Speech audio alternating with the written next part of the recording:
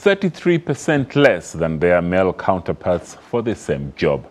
And this is according to the 2014 Global Gender Gap Report. Janine Hicks is a commissioner from the Commission on Gender Equality. The commission held supplementary hearings with a number of government departments that had failed to comply in affirming women's rights and positions. Janine Hicks spoke to the SABC News earlier on, and we started by asking her about the challenges faced by women in the workplace. And we do apologize for the poor sound quality in this clip. So we've just recently, over the past 2 days, been conducting a series of hearings with entities from provinces where we'd previously engaged 2 years back, and we weren't satisfied with what we'd found there. What you had asked them to do previously? Exactly. We'd come in and we'd looked at statistics, and I have to say that at a numbers level, we're still not looking good. We have our employment equity legislation, for instance, which talks to the fact that there should be parity in representation in terms of women's representation as an economic active member of the economy. So we should be seeing figures approximate to 50% of women in positions of leadership. And within government sector, it's even worse because we've adopted the HOD 8 principles on gender equality, where we talk about 50-50 in the workplace.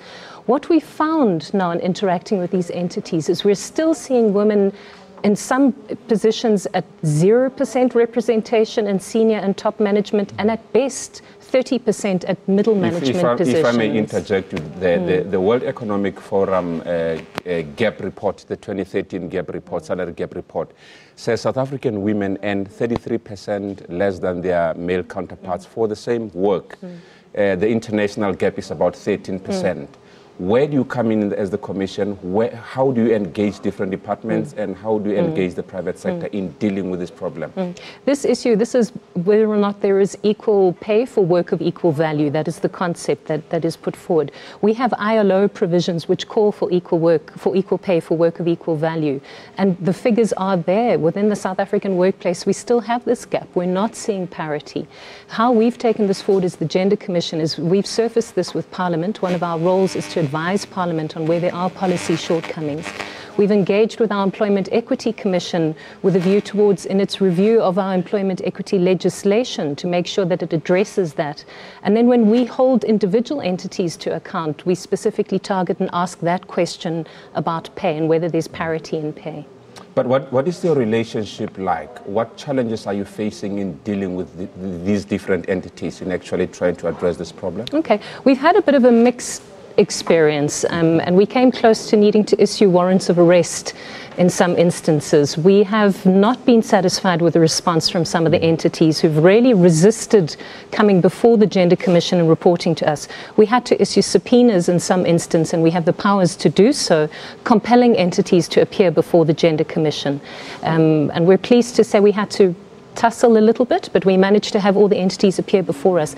Not only is it a slight to the Commission, it's an undermining of the Constitution. We're a Chapter 9 entity. We're given the powers to review.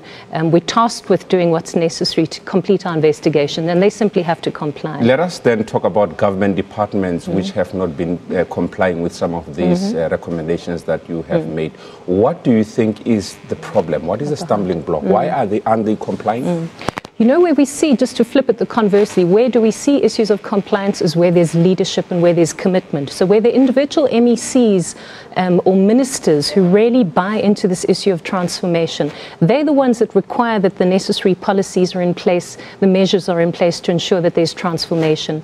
They ensure that in their senior managers' key performance areas and their performance management systems, that this issue of transformation and equality is logged right there. So there's that leadership responsibility. So conversely then, when we're seeing non-compliance, what we're struggling with there is mentality and attitude towards gender equality.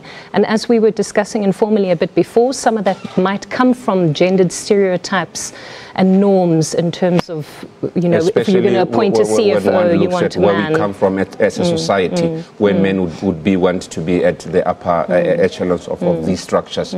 But how do you deal with these social problems then if you have to confront them? Well, what we do, first of all, and one of our recommendations is that transformation has to be made a leadership issue. It cannot be delegated to a junior HR member whose job it is to count how many men and women are in positions. Then we're just tracking formal equality. Have we got parity in numbers? We're looking at institutional culture. We're looking at workplace culture, systems and policies, and do they enable and encourage parity? And we need to see leadership taking, the initiative on transformation, which requires a complete change of mindset. And that was Janine Hicks there, who is a commissioner from the Commission on Gender Equality. And do stay tuned.